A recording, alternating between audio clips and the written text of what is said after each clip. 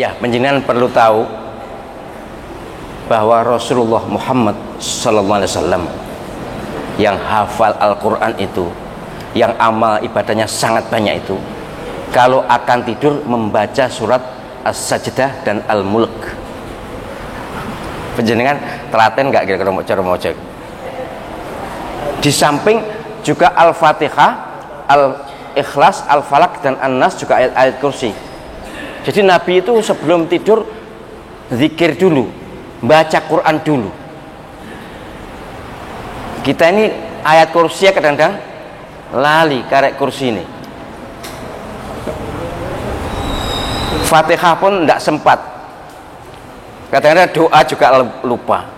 Baik, memang kelas kita ya kelas seperti itu, tapi pemberitahuan ini sekedar untuk memotivasi. Mbok yo setidaknya ayat kursi, setidaknya Al-Fatihah atau Al-Ikhlas atau Al-Falaq atau An-Nas atau digabung semuanya bagus untuk menyongsong tidur.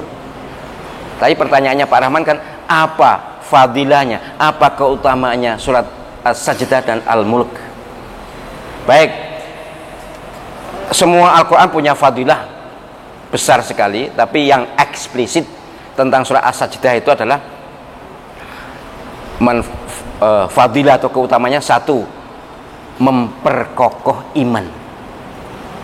Kita tidak menjamin loh, walaupun tiap Jumat ke Al-Qadar begini terus aman, tidak jamin loh. Waktu menjelang ajal belum tentu loh. Na'udzubillah, moga-moga kita semuanya kokoh iman kita sampai ajal, sampai akhir hayat, amin. Tapi itu manfaat itu kelihatannya tidak seberapa nggih. Dan memperkokoh iman yang penting yang Al-Qadar ya iman iyalah. Dari sudut rasional, tapi dari sudut spiritual perlu ada bacaan-bacaan tertentu yang salah satunya adalah surat As-Sajdah. Yang kedua, siapa yang membiasakan membaca surat As-Sajdah ini bisa mendapatkan pahala setingkat ibadah pada malam Qadar.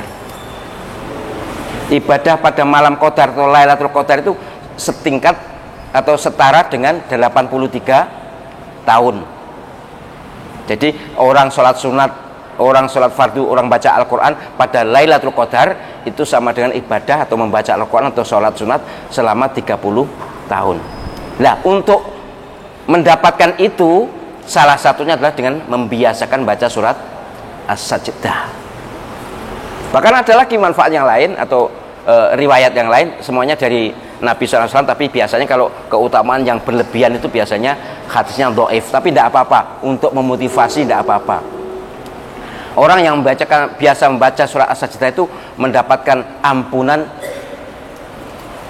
dan derajat ya 70 kali ya, istilahnya 70 ampunan dan 70 tingkatan derajat. Itu surat As-Sajdah. Tapi yang saya rekomendasi atau saya yakin itu benar adalah untuk memperkuat iman.